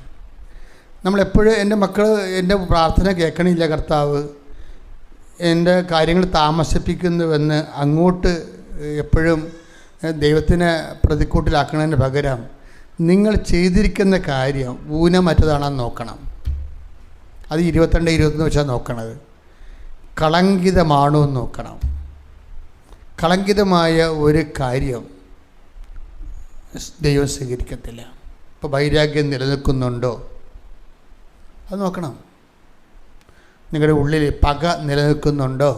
അതുപോലെ തന്നെ നിങ്ങൾക്ക് കൊടുത്ത് വീട്ടാൻ ആസ്തി ഉണ്ടായിട്ടും നിങ്ങൾ കടം വാങ്ങിച്ചവർക്ക് കൊടുക്കാതെ നിങ്ങളെ വെച്ച് അനുഭവിക്കുന്നുണ്ടോ? ഇങ്ങനെ ഏതെല്ലാം മേഖലകളിൽ നിങ്ങളെ അരിച്ചു പെറുക്കി നോക്കുമ്പോഴും എൻ്റെ മക്കളുടെ ഉദ്ദേശം ദൈവസ്നേഹത്തിൽ വളരുകയെന്നായിരിക്കണം, അല്ല ഉടമ്പടി കാര്യം നിർവഹിക്കുകയെന്നായിരിക്കത്തില്ല. നിങ്ങളിപ്പോൾ ഊനമറ്റത് ആണെന്ന് വെച്ചാൽ അച്ഛൻ പറഞ്ഞാൽ നിങ്ങൾ വീട്ടിൽ പോയി നിങ്ങളിപ്പോൾ ആത്മപരിശോധന നടത്തിയിട്ട് നിങ്ങൾ കറക്റ്റ് ചെയ്യും. പക്ഷേ കറക്റ്റ് ചെയ്യുമ്പോൾ നിങ്ങളുടെ മനസ്സിലെ ഇൻറ്റൻഷൻസ് ഉടമ്പടി വെച്ചിരിക്കുന്ന കാര്യങ്ങൾ നിർവഹിക്കുക എന്നുള്ളതായിരിക്കരുത്. മറിച്ച് എന്താണ്, എങ്ങനെയെങ്കിലും ദൈവവുമായിട്ട് ഈ പത്രോസ് പറഞ്ഞ പോലെ നമ്മളിവിടെ ആയിരിക്കണം, നല്ലതാണ്. ഞങ്ങൾ 3 കൂടാരങ്ങൾ ഉണ്ടാക്കാൻ, 1 അങ്ങയ്ക്ക് 1 മോശയ്ക്ക്. ഈ അനുഭവവും ഈ അനുഗ്രഹം വിട്ടുപോകാൻ ഇടയാക്കരുത്. അതായിരിക്കണം നമ്മുടെ ദൈവത്തിനോടുള്ള ബന്ധം. ഇപ്പോൾ എല്ലാവരും ആഗ്രഹിക്കുന്നത് ഉടമ്പടി 90 ദിവസമല്ലേ, അത് കഴിയുമ്പോൾ എന്തെങ്കിലും പിഴച്ചു പോയാലും കുഴപ്പമൊന്നും ഇല്ലല്ല. അപ്പം എങ്ങനെയെങ്കിലും വിട്ടുപോരാനാണ് ആഗ്രഹിക്കുന്നത്. ആൾക്കാർക്ക് വരുന്നൊരു അബദ്ധം അതാണ്. പക്ഷേ സത്യസന്ധമായ റിലേഷൻ ആണെങ്കിൽ പത്രോസ് പറഞ്ഞില്ലേ, ഞങ്ങളിവിടുന്ന് വിട്ടുപോകാതിരിക്കാൻ ഇടയാക്കണമെന്നാണ് പ്രാർത്ഥിക്കുന്നത്. അതാണ് വ്യത്യാസം. ആൾക്കാർ വിചാരിക്കണത് എന്താണ്, 90 ദിവസം കഴിഞ്ഞാൽ പിന്നെ 5:30 എഴുന്നേക്കേണ്ട കാര്യമില്ലല്ല, 6 എഴുന്നേറ്റാലും കുഴപ്പമില്ലല്ല. അങ്ങനെയാണ് ആൾക്കാർ ധരിക്കണത്. അപ്പോൾ എങ്ങനെയെങ്കിലും വിട്ടുപോരാൻ ഈ ഉടമ്പടി കാലം കഴിയുമ്പോൾ വിട്ടുപോരാനാണ് സാധാരണ ജഡികർ ആഗ്രഹിക്കുന്നത്. പക്ഷെ പത്രോസ് എന്താണ് ആഗ്രഹിക്കുന്നത്? ഞങ്ങൾ ഇവിടെ ആയിരിക്കണത് നല്ലതാണ്, ഞങ്ങൾ 3 കൂടാരങ്ങൾ ഉണ്ടാക്കാം, 1 അങ്ങയ്ക്ക്, 1 മോശയ്ക്ക്, 1 ഏലിയയ്ക്ക്. അപ്പോൾ ദൈവത്തിനെ കുറിച്ചാണ് പറയണതെല്ലാം. തന്നെക്കുറിച്ചല്ല പറയണത്. അപ്പം അതുകൊണ്ട് തന്നെ ഒന്ന് പ്രാർത്ഥിച്ച മക്കളെ, കർത്താവായ ദൈവമേ, കർത്താവായ ദൈവമേ, ഉടമ്പടി ബന്ധത്തിന്റെ ഭാഗമായി ദൈവസ്നേഹത്തിൽ നിറഞ്ഞു കവിഞ്ഞ് അങ്ങയെ വിട്ടുപോരാതിരിക്കാനുള്ള ആത്മബന്ധത്തിന്റെ അഭിഷേകം ഞങ്ങൾക്ക് നൽകണമേ. ഞങ്ങളെ ദൈവസ്നേഹത്തിൽ വർദ്ധിപ്പിക്കണമേ. ശ്രുതികടെ ഹല്ലേലൂയ. പരിശുദ്ധ പരമദിവ്യകാരുണ്യത്തിന് ആരാധനയും സ്തുതിയും പുകഴ്ചയും ഉണ്ടായിരിക്കട്ടെ. ഈ വിഷയങ്ങളെല്ലാം ഊനമറ്റതെന്ന് വെച്ചതിൻ്റെ അർത്ഥം എന്താ? ചട്ടും കൊങ്കണ്ണും മുടന്തും ഇല്ലാത്തതിനാണ്. അപ്പം ആടെന്ന് ഊനമറ്റ ആടെന്ന് വെച്ചാൽ അർത്ഥം എന്താ? ചട്ടില്ലാത്തത്, മുടന്തില്ലാത്തത്, കൊങ്കണ്ണില്ലാത്തതൊക്കെയാണ് അർത്ഥം. അതുപോലെ തന്നെയാണ് നിഷ്കളങ്കം. കർത്താവ് ഈ ഉടമ്പടിയിൽ വരുന്ന ഏറ്റവും വലിയ വിഷയം നിഷ്കളങ്കതയാണ്. എന്ന് വെച്ച് കഴിഞ്ഞാൽ ദൈവമായിട്ട് കണക്ക് പറഞ്ഞു, ഞാൻ 5 തിരി കത്തിച്ചു, എനിക്ക് വസ്തു വിറ്റില്ല എന്നൊക്കെ പറഞ്ഞ് കണക്കപ്പിള്ള ക്രിസ്ത്യാനിയില്ലേ, അത് കളങ്കിതയാണ്. ഈ 2026 അവളുടെ കാര്യം നടക്കത്തില്ല. എൻ്റെ കാര്യം അവൾ ക്രിസ്ത്യാനിയല്ല, കണക്കപ്പിള്ളയാണ്. കർത്താവുമായിട്ട് എല്ലാ ഡീലിങ്സിൻ്റെ അർത്ഥം നിഷ്കളങ്കത വേണം. ഇല്ലെങ്കിൽ നിങ്ങൾ നിഷ്കളങ്കതയ്ക്ക് വേണ്ടി പ്രാർത്ഥിക്കണം. എന്താ കാര്യം വെച്ച് കഴിഞ്ഞാൽ, ഞാൻ ദൈവവുമായിട്ട് ഉടമ്പടി ചെയ്തിരിക്കുന്നതിൻ്റെ ഉദ്ദേശം ഞാൻ ദൈവവുമായിട്ട് കൂടുതൽ ദൈവസ്നേഹത്തിൻ്റെ സാക്ഷിയായി ജീവിക്കാൻ വേണ്ടിയാണ്. എന്ന് പറഞ്ഞ് ഞാൻ ഒരു കൈ ഉയർത്തി പറഞ്ഞാൽ ഞാൻ ദൈവമായി ഉടമ്പടി ചെയ്തിരിക്കുന്നതിൻ്റെ ഉദ്ദേശം ദൈവവുമായി പുനരുദ്ധാനത്തിന്റെ സാക്ഷിയായി ജീവിക്കാൻ വേണ്ടിയാണ്. ശ്രദ്ധിക്കട്ടെ. ഹല്ലേലൂയ.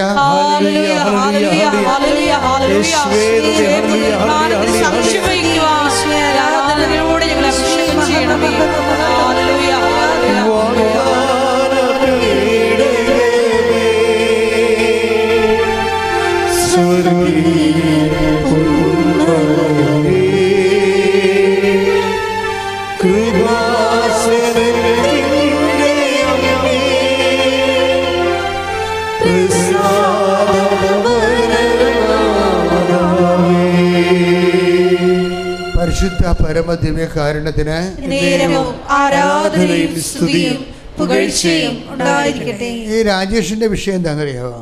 ഇപ്പം രാജേഷിൻ്റെ അതായത് ഇയാളുടെ ഞാൻ കണ്ടൊരു മൗലികമായ ഒരു ഫീച്ചർ, ഈ മൗലികമായ ഒരു സ്വഭാവം എന്ന് കണ്ടത് കളങ്കമില്ലാത്തൊരവസ്ഥയാണ്. പുള്ളി മാതാവെന്ന് വെച്ചാൽ പിന്നെ ആ ഉടമ്പടി എന്ന് പറയുമ്പോൾ അതിൻ്റേതായിട്ടുള്ള പാകതയോടെയാണ്. കാര്യം പുള്ളിക്കാരൻ 4:30 മണിക്ക് എഴുന്നേൽക്കും. 4:30 മണിക്ക് എഴുന്നേറ്റിട്ട് അദ്ദേഹം ബൈബിൾ വായിക്കും. 5:30 മണിയാകുമ്പോൾ അദ്ദേഹത്തിൻ്റെ നമ്മുടെ പ്രത്യക്ഷീകരണ പ്രാർത്ഥന കൂടിയ ശേഷം പുള്ളി വണ്ടിപ്പണിക്കാരനാണ്, ഡ്രൈവറാണ്, നല്ല ഡ്രൈവറാണ്. ഇപ്പോൾ വണ്ടി കഴുകണത് 5:30 മണിക്കുള്ള പ്രാർത്ഥന കഴിഞ്ഞിട്ടാണ്. പക്ഷേ 5:30 മണിക്കുള്ള പ്രാർത്ഥന കഴിഞ്ഞിട്ട് ഉടനെ വണ്ടി കഴുകത്തില്ല. അയാൾ പറയുന്നുണ്ട്, ഞാൻ എല്ലാവർക്കും ഈ പ്രാർത്ഥന ഷെയർ ചെയ്യുക, ലിങ്ക് കിട്ടുമ്പോൾ തന്നെ 5:30 തന്നെ 100 പേർക്ക് പുള്ളി ഷെയർ ചെയ്യും. അതാണ് വിഷയം എന്ന് പറയുന്നത്. ദൈവമേ എന്നും പറഞ്ഞ് അങ്ങനെ ജീവിക്കുകയാണ്. അതിൻ്റെ അകത്ത് കളങ്കമില്ല. 100 പേർക്ക് ഷെയർ ചെയ്തിട്ടാണ് ഈ വണ്ടി കഴുകാൻ പോണത്. ഇപ്പോൾ വണ്ടി ഇപ്പോൾ ഉള്ള കുഴപ്പം വെച്ച് കഴിഞ്ഞാൽ വണ്ടി പഴയതായി. അപ്പോൾ അമ്മയോട് പറഞ്ഞു, എനിക്ക് വണ്ടി വേണമെന്ന് പറഞ്ഞു. വണ്ടി ഇല്ലാതെ ഇനി ജീവിക്കാൻ പറ്റത്തില്ലല്ല. പക്ഷേ വണ്ടി എന്ന് പറയുന്നത് വണ്ടിക്ക് 27 ലക്ഷം രൂപ ചിലവാകും. ഐക്രോസ് എന്ന് പറഞ്ഞ വണ്ടിയുണ്ട്. ഇപ്പോൾ അതിൻ്റെ ഉയർന്ന വണ്ടിയാണ് വന്നിരിക്കുന്നത്, ഹൈബ്രിഡ് എന്ത് വണ്ടി, അതിന് 27 ലക്ഷം രൂപ ചിലവാകും. ഇപ്പോൾ ബാങ്കിൽ ചെല്ലുമ്പോൾ ഉണ്ട്, ഇയാളുടെ ആസ്തി പദ്ധതിയെല്ലാം പരിശോധിച്ചിട്ട് ബാങ്കുകാരൻ പറഞ്ഞ് ലോൺ തരത്തില്ലെന്ന് പറഞ്ഞു. അപ്പോൾ ഇങ്ങനെ ഉടമ്പടി 4 പുതുക്കിയപ്പോൾ 4ാമത്തെ പുതുക്കത്തിൽ അമ്മയോട് പറഞ്ഞ് ലോണ് വേണം, ഒരുപാട് അത്ര കാര്യം ഇങ്ങനെയുള്ള ആൾക്കാർ ഒത്തിരി കിടന്ന് കാറിക്കൂവി പറയേണ്ട കാര്യമില്ല. അതെപ്പോഴും നമ്മുടെ പ്രാർത്ഥനയ്ക്ക് ഉണ്ടാകുന്ന വിഷയം, പ്രാർത്ഥന വെയിറ്റ് ഉണ്ടാകരുത്. ഈ സ്പോഞ്ച് എടുത്തിട്ട്, സ്പോഞ്ച് എന്ന് പറഞ്ഞ സാധനം ഒരു വെയിറ്റ് ഇല്ലാത്തതല്ലേ, പക്ഷേ അത് വെള്ളത്തിൽ മുക്കി കഴിയുമ്പോൾ ആ വെള്ളത്തിൻ്റെ വെയിറ്റ് ഉണ്ടാവും. പ്രാർത്ഥന ദൈവമായിട്ട് നല്ല ബന്ധമുള്ള ആൾക്കാരുടെ പ്രാർത്ഥനയ്ക്ക് വെയിറ്റ് കുറവായിരിക്കും. ഈ രാജേഷിൻ്റെ പ്രാർത്ഥനയ്ക്ക് വെയിറ്റ് കുറവാണ്. അതിനകത്ത് വേറെ ഒന്നും വെള്ളം കയറിയിട്ടൊന്നുമില്ല. കാര്യം അയാൾ കറക്റ്റായിട്ട് ഒന്നിനു വേണ്ടിയല്ലാതെ തന്നെ ദൈവത്തിന് വേണ്ടിയാണ് അയാൾ ഇതെല്ലാം ഉടമ്പടി ചെയ്യണത്. നമുക്കൊരു പ്രശ്നം വന്നിരിക്കുന്നത് ചിലർക്കെങ്കിലും അവർ ഓരോ വിഷയത്തിന് വേണ്ടിയാണ് ഉടമ്പടി ചെയ്തിരിക്കുന്നത്. അപ്പം അവരൊന്ന് റീതിങ്ക് ചെയ്യണം, നല്ലതാണ്. ഒന്നിനു വേണ്ടി നമ്മൾ ഉടമ്പടി ചെയ്യണത് എന്തിനാണ്? ദൈവത്തിന് വേണ്ടിയാണ്. ദൈവവുമായിട്ട് നമ്മൾ സാക്ഷിയായിട്ടും ദൈവത്തിൻ്റെ മഹത്വത്തിനും ദൈവത്തിൻ്റെ സ്നേഹത്തിൻ്റെ സാക്ഷിയായിട്ട് ജീവിക്കാൻ ഇപ്പം നിങ്ങളോട് ആരെങ്കിലും ചോദിക്കണേ എന്തിനാണ് ഉടമ്പടി ചെയ്തത്? അതേ മകൾക്ക് അപ്പം 14 വയസ്സായില്ലേ, അതാണ് ഉടമ്പടി ചെയ്യേണ്ട കാര്യം. അതാണ് പ്രശ്നം. അതാണ് ഇതിന് വെയിറ്റ് വെച്ചിരിക്കണത്. പൊങ്ങാത്തതിൻ്റെ കാര്യം ഇതാണ്. ഇപ്പം നിങ്ങൾ പള്ളി ചെല്ലുമ്പോൾ ചോദിക്കുമ്പോൾ ഇന്ന് ഇല്ലായിരുന്നല്ലേ, എവിടെ പോയിരുന്നു? കൃപാസനത്തിൽ പോയിരുന്നു. ഉടമ്പടി ചെയ്തല്ലേ. എന്തിനാണ് ഉടമ്പടി ചെയ്തേ? അതേ മകൾക്ക് 34 വയസ്സായില്ലേ, അപ്പം തീർന്നു. ഉടമ്പടിയുടെ കാര്യം പോയി. എന്താ അത് വെയിറ്റായി.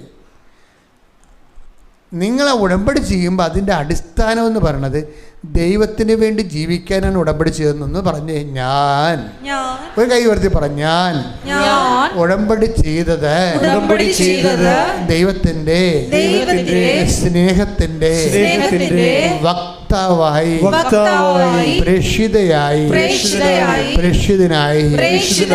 ജീവിക്കാനാണ്. കർത്താവേ, എൻ്റെ ഉടമ്പടി ജീവിതത്തെ പരിശുദ്ധാത്മ നൽകി പരിപോഷിപ്പിക്കണമേ. ശ്രുതികട ഹല്ലേലൂയ. പരിശുദ്ധ പരമ ദിവ്യകാരുണ്യത്തിന് ഉഷാറായിട്ട് പരിശുദ്ധ പരമ ദിവ്യകാരുണ്യത്തിന് അത് മുട്ടോളം പോരായേ. പരിശുദ്ധ പരമ ദിവ്യകാരുണ്യത്തിന്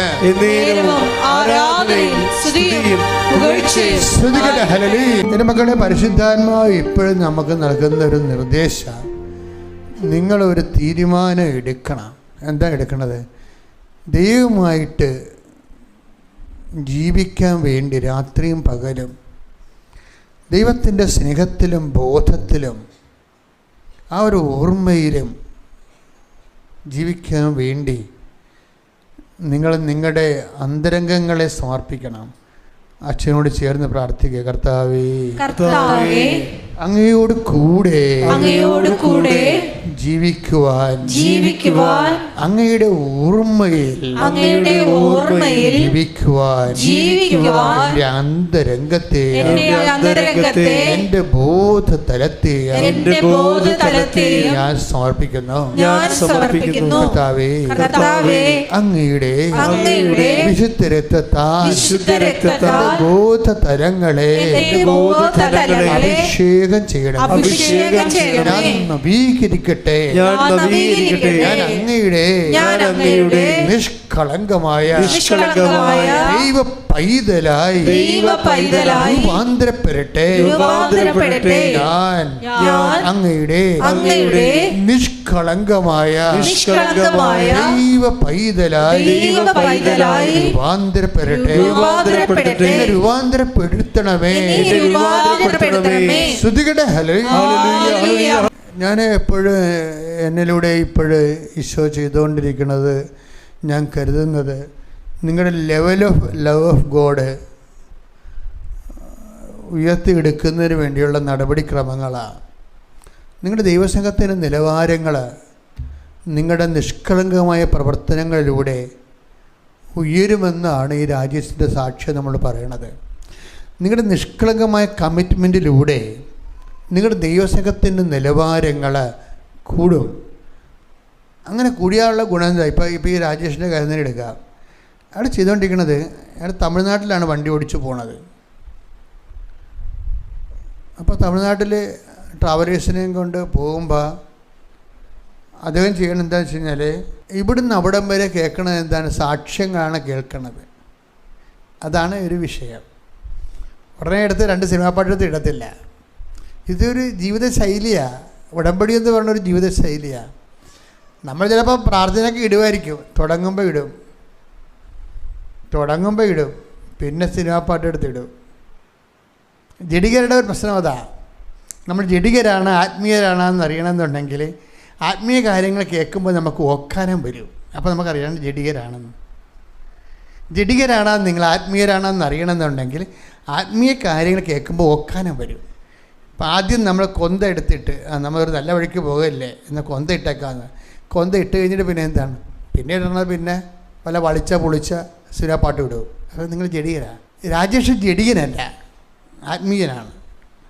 ഇപ്പം ബൈബിളിൽ എപ്പോഴും ഈ പൗലോസപ്പോസിൻ്റെ കാലം വരുമ്പോൾ ജനങ്ങളെ 2 തിരിക്കും, ജഡികരും ആത്മീയരും എന്ന്. Take the word of God. ശ്രുതികട ഹല്ലേലൂയ. 1 കൊരിന്തോസ് 2:14. 1 കൊരിന്തോസ് 2:14. ലൗകിക മനുഷ്യന് ദൈവാത്മാവിന്റെ ദാനങ്ങൾ ഭോഷത്വമാകയാൽ അവനത് സ്വീകരിക്കുന്നില്ല.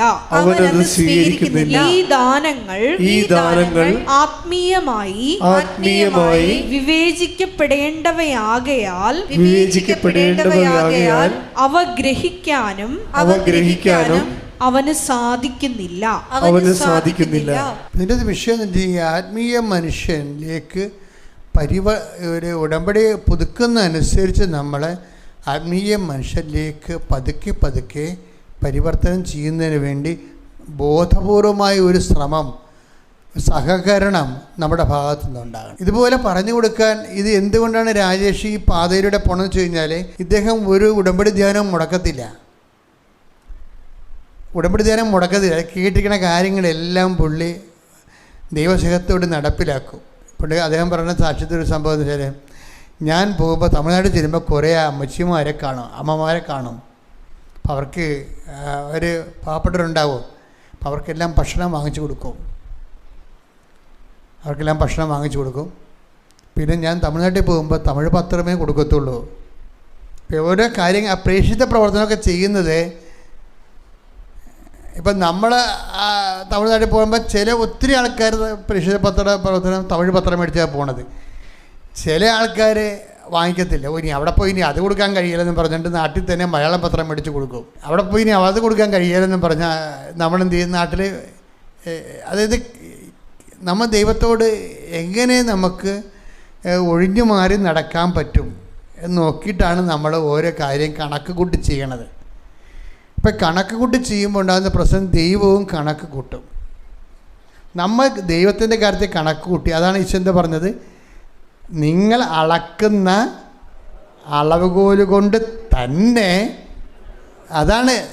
അതായത് എനിക്ക് എൻ്റെ ആഗ്രഹം എന്താ, നിങ്ങൾ രാജേഷിനെ പോലെ വെടിക്കെട്ട് സാക്ഷ്യം പറയണമെന്നല്ലേ? എന്താ പറയാൻ പറ്റണില്ല. കാര്യം നിങ്ങളുടെ അളവുകോല് നിങ്ങൾക്ക് അനുകൂലമായിട്ടാണ് അളക്കണതല്ല, ദൈവത്തിന് അനുകൂലമാക്കി വെക്കണം. അത് നമ്മുടെ എല്ലാ അളവുകോലും നമുക്ക് അനുകൂലമായാണ് ഇരിക്കണത്. ഇപ്പം നമുക്ക് സ്വസ്ഥവും സമാധാനവും സുരക്ഷിതവും നാട്ടുകാരുടെ തോന്നിവാസം കേൾക്കാതെ നമ്മുടെ ഒരു അളവുകോല് നമ്മൾ ഉണ്ടാക്കി വെച്ചിട്ടുണ്ട് ഉടമ്പടിക്ക്. അതാണ് നമ്മൾ ഉപയോഗിക്കണത്.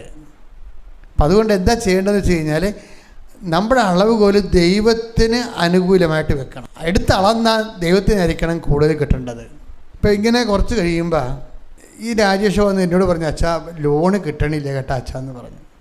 ലോണ് കിട്ടണില്ല. ഇയാൾ രാജേഷാണെന്നൊക്കെ സാക്ഷ്യം വരുമ്പോഴാണ് ഞാൻ കാണുന്നത്. എത്രയോ പേര് കണ്ട് പോകണമെന്ന്. അപ്പോൾ അങ്ങേര് പറഞ്ഞെന്നാ പറഞ്ഞത് എൻ്റെ അടുക്ക, അച്ഛാ ലോണ് കിട്ടണില്ല കേട്ടോ, 27 ലക്ഷം രൂപ ബാങ്ക് തരത്തില്ലേ. അപ്പോൾ ഇയാൾ പറയണത് എൻ്റെ അടുക്ക പറഞ്ഞെന്നാ പറയണത്, ലോണ് കിട്ടണില്ല എന്ന്. എന്നിട്ട് ഞാൻ ഇയാളെ തിരിച്ച് വന്നു വെച്ചും ഇയാളോട് പറയും, ഇയാളുടെ ഈ ലോണ് കിട്ടാത്ത പേപ്പർ കൊണ്ടുവന്ന് അമ്മയ്ക്ക് കൊണ്ടുപോയി കൊടുത്ത് കാര്യം പറഞ്ഞിട്ട് തിരിച്ചു വന്നിട്ട് ഇയാളോട് പറയും, അമ്മ 7-4 പറയുന്നുണ്ടെന്ന് പറയും. 7-4 എന്നാണ് അങ്ങനെ പറഞ്ഞത്. ഇപ്പോൾ എത്രയോ പേരോട് ഇപ്പോൾ ഒത്തിരി പേരുന്നാലും കുറച്ച് പേർക്കല്ലേ മെസ്സേജ് കിട്ടത്തുള്ളൂ. എന്നുവെച്ചാൽ മറ്റവരുടെ കാര്യം നടക്കണമെന്നല്ല, നടക്കും. സാക്ഷ്യപരമായി അറിയാൻ മനസ്സിലാവും, എല്ലാവരുടെ കാര്യവും നടക്കുന്നുണ്ട്. പക്ഷേ മെസ്സേജ് കുറച്ച് പേർക്ക് കിട്ടത്തുള്ളൂ. അവർക്ക് ആ മെസ്സേജ് അത്യാവശ്യമാണ്. അതെല്ലാം മുന്നോട്ട് പോകാൻ പറ്റാത്ത രീതി വരുമ്പോൾ അവർക്ക് മെസ്സേജ് 7:4. അപ്പോൾ അതെനിക്കറിയത്തില്ല. അച്ഛൻ 74 പറഞ്ഞു, 7:4 പറഞ്ഞെന്ന് പറഞ്ഞു. അപ്പോൾ പുള്ളി മനസ്സിലാക്കിയത് ഞാൻ 74 പറഞ്ഞതാണ്. പുള്ളിക്കും മനസ്സിലായില്ല 74 എന്താണെന്ന്.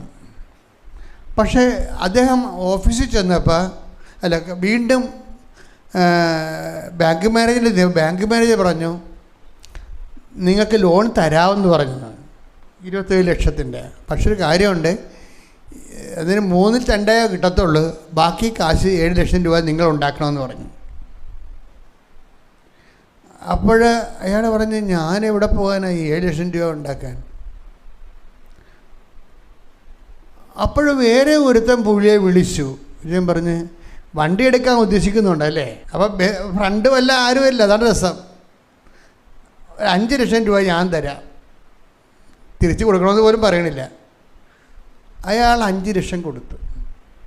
പിന്നെ 2 ലക്ഷം ഇവിടുന്ന് ഒപ്പിച്ച് പുള്ളി വണ്ടി എടുക്കാൻ പോകുമ്പോൾ നോക്കുമ്പോൾ എന്താണ്, ആ 7/4 ഏപ്രിൽ മാസം 4 മാസം, ഏപ്രിൽ മാസം 4 മാസമല്ലേ, ഏപ്രിൽ 7 തീയതി. അതാണ് അമ്മ പറഞ്ഞത്. അപ്പോൾ എന്താ വിഷയമെന്ന് പറയണത്, എല്ലാത്തിനും ഉത്തരവുണ്ട്. നമ്മുടെ കാലണയില്ല, നമ്മ തീർന്നെന്ന് പറഞ്ഞാലും ദൈവതിരുസന്നിധി ഉത്തരവുണ്ട് ഇതിനെല്ലാം, എല്ലാത്തിനും. ഇപ്പോൾ കണക്ക് പറഞ്ഞ് ഡേറ്റ് ഇട്ട് കൊടുക്കുകയാണ്, വണ്ടി എടുക്കാൻ ഡേറ്റ് അമ്മ ഇവിടുന്ന് ഇട്ട് കൊടുക്കുകയാണ് 7/4. ബാങ്കിൽ ലോൺ പോലും ആയിട്ടില്ല. ലോണ് കഴിഞ്ഞാൽ പിന്നെ ബാക്കിയുള്ള കാശ് ഇവിടുന്ന് കിട്ടുമെന്ന് അറിയത്തില്ല. ഇതൊന്നുമില്ലെങ്കിൽ അമ്മ ഒരു ഡേറ്റ് ഇട്ട് കൊടുത്തു കഴിഞ്ഞാൽ പിന്നെ ബാക്കിയുള്ള എല്ലാം അമ്മ സെറ്റ് ചെയ്യണ കാണാം. കൂട്ടുകാർ പോലും അല്ലാത്ത ഒരുത്തം കയറുമ്പോഴും ഞാൻ 5 ലക്ഷം രൂപ തരാമെന്ന് പറഞ്ഞു. 5 ലക്ഷം രൂപ. അപ്പം അമ്മയുടെ കളറുള്ള അപ്പോൾ പറഞ്ഞത്, ഞാൻ അമ്മയുടെ കളറുള്ള വണ്ടിയാണ് ബുക്ക് ചെയ്തിരിക്കണത്. അമ്മ പ്രത്യക്ഷപ്പെട്ട ആ സമയത്തിന് ഞാൻ എടുക്കത്തുള്ളത്. അപ്പം അത്രയും പ്രിസൈസാണ് അവരൊക്കെ. അമ്മ പ്രത്യക്ഷപ്പെട്ട 2:30 ഞാൻ വണ്ടി ഇറക്കത്തുള്ളൂ. അമ്മയുടെ കളറുള്ള സിൽവർ ഗ്രേ കളറാണ് ഞാൻ ബുക്ക് ചെയ്തിരിക്കുന്നത്. ഇത്രയും ഒരു ആത്മബന്ധത്തിലാണ് ജീവിക്കുന്നത്. ഇത്രയും ആത്മബന്ധം വന്നു കഴിഞ്ഞാൽ നമുക്ക് ലോണും തരണില്ലെന്ന് പറഞ്ഞാലും, നമ്മളെ കണ്ട 27 ലക്ഷത്തിന് 27,000 രൂപ പോലും തരാൻ നിവൃത്തിയില്ലാത്തവരാണെന്ന് കണ്ടാലും, അമ്മ കുറിച്ചിട്ട് പോയാൽ അതെല്ലാം യുദ്ധകാലടിസ്ഥാനത്തിൽ നടക്കേണ്ട പോലെ നടക്കും, അല്ലെങ്കിൽ അമ്മ നടത്തിച്ചിരിക്കും. നമ്മുടെ മുമ്പിലുള്ള എന്താ വിഷയം? ഇയാളെപ്പോലെ കളങ്കമില്ലാതെ വേണം ദൈവമായിട്ട് ഡീല് ചെയ്യാൻ. ഇവിടെയാണ് ഒരു പ്രശ്നം വന്നിരിക്കുന്നത്. ആൾക്കാർക്കൊരു പ്രശ്നം വന്നിരിക്കുന്നത്, ആൾക്കാരുടെ ഡീലിങ്സിൽ കളങ്കമുണ്ട്. ഉടമ്പടി പുരോഗമിക്കുമ്പോൾ എപ്പോഴും നമ്മൾ ദൈവത്തിന് വേണ്ടിയാണ് ജീവിക്കണതെന്ന്, പിന്നെ അമ്മയുടെ പ്രത്യക്ഷീകരണത്തിന് മുൻതൂക്കം കൊടുത്തുകൊണ്ട് വേണം. കാര്യം ഉടമ്പടി വന്നിരിക്കുന്നത് അമ്മയുടെ പ്രത്യക്ഷീകരണത്തിൻ്റെ സ്ഥിരീകരണത്തിന് ദൈവം തന്ന നടപടിയാണ്. അപ്പോൾ ഉടമ്പടിയുടെ ഭാഗമാകുന്നവർ പ്രത്യക്ഷീകരണത്തിൻ്റെ സാക്ഷികളാണ്. അപ്പം നിങ്ങളൊരു പത്രം കൊടുക്കുമ്പോഴും അതിന് പ്രത്യക്ഷീകരണത്തിൻ്റെ സാക്ഷ്യങ്ങളാണ് കിടക്കുന്നത്. കൃപാസനം പത്രത്തെക്കുറിച്ച് എന്തെല്ലാം ആക്ഷേപങ്ങൾ ഉണ്ടായിരുന്നു, ഞങ്ങൾ മൈൻഡ് ചെയ്യാത്തതിൻ്റെ കാരണം എന്താ? അതിൻ്റെ നടപടിക്രമങ്ങൾ പൂർത്തിയാക്കിയിട്ട് മാത്രമേ ആവനാഴി കാര്യമാകത്തുള്ളൂ. എന്താ കാര്യം? അത് അമ്മയുടെ പ്രത്യക്ഷീകരണം ലോകം മുഴുവൻ എത്തിക്കാൻ വേണ്ടി. ഇപ്പം ഏറ്റവും അവസാനം 28ാമത്തെ പത്രം ഇറങ്ങിയിരിക്കുകയാണ്, കൊറിയൻ പത്രം. കൊറിയൻ ഭാഷയിൽ പത്രം ഇറങ്ങിയിട്ടുണ്ട്, കൃപാസനം പത്രം. അപ്പോൾ 28 ഭാഷയിലുണ്ട് കൃപാസനം പത്രം. എന്താ കാര്യം? ഇത്രയും പെട്ടെന്ന് ഈ അമ്മ ഇത് വളർത്തിക്കൊണ്ട് പോയി. അത് നമ്മൾ വല്ലതും അറിയുന്നുണ്ട്? കൊറിയയിൽ ജീവിക്കുന്ന മലയാളികൾ ആ ഭാഷ പഠിച്ചിട്ട് കൃപാസനം പത്രം കുത്തിയിരുന്ന് DTP ചെയ്തിട്ട് ഞങ്ങൾ കാണിക്കും. എന്നിട്ട് ഞങ്ങളുടെ ആവശ്യമായ ഫോട്ടോ എടുത്തിട്ട് അവരവിടെ വെച്ച് വിതരണം ചെയ്യുകയും ലോകത്തിൻ്റെ എല്ലാ രാജ്യങ്ങളിലേക്കും അമ്മയുടെ പ്രത്യക്ഷ സന്ദേശം കടന്നു പോവുകയാണ്. അപ്പം അത് പോകുമ്പോൾ അതിന് ഈ മലയാളികളെയാണ് ദൈവം തിരഞ്ഞെടുത്തത്. അതിൻ്റെ കാരണങ്ങൾ എനിക്ക് മനസ്സിലായിരിക്കണത്, ഈ ദൈവതിരുസന്നിധിയിൽ പുലർത്തുന്ന ഒരു നിഷ്കളങ്കതയും ഉണ്ട്, പിന്നെ ഒരു കമ്മിറ്റ്മെൻ്റ് ഉണ്ട് ദൈവത്തോടുള്ള. നമ്മൾ ഇപ്പോൾ വൈദികനായാലും സിസ്റ്ററായാലും നമ്മൾ വിശ്വാസിയായാലും പരാജയപ്പെടുന്നത് ഈ പുനരുത്ഥാനത്തോടുള്ള ആഭിമുഖ്യത്തിലാണ് പരാജയപ്പെടുന്നത്. പലർക്കും പുനരുത്ഥാനം ഈ പള്ളികളിൽ പുകയെ വിട്ട് ധൂപം കാണിച്ച് ഈ ഒരു ഗുഹ പോലെ സാധനം ഉണ്ടാക്കി വെച്ചിട്ട് ഒരു ഉണ്ണീശനെ ഒരു ഉയർത്ത കർത്താവിനെ പൊക്കിക്കൊണ്ട് വന്നിട്ട് വെടിയും പുകയും കാണിക്കുന്ന സംഭവമാണ്. അതല്ല സംഭവം, അതൊക്കെ പടവാണ് ശരിക്കും.